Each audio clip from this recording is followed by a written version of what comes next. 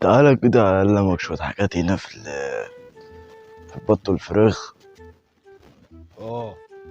هنا الفراخ عايزين ياكلوا كتير علشان ايه؟ تديك كتير، تديهم كتير يدوك كتير. ماشي. اه. اي اهي هويك. ماشي. والبط برضه نفس الموضوع، تاكله وياكله. يعني ايه؟ تاكلهم وتاكله. يعني مثلا لو انت اكلت وفضل منك اكل حلو، وانت مبفضلش منك اكل اصلا. اه. برضه وهي هويك.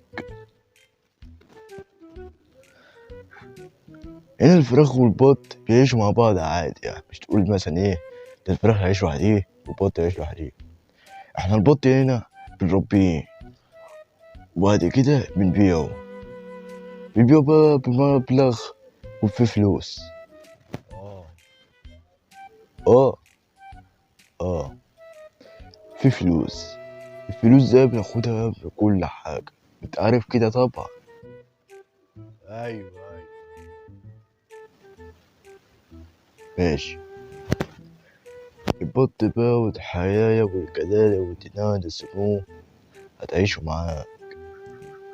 بص يا ابني، لو انت قررت انك رب بط او فرخة او وزة او حمامة، رب على قد ما تقدر.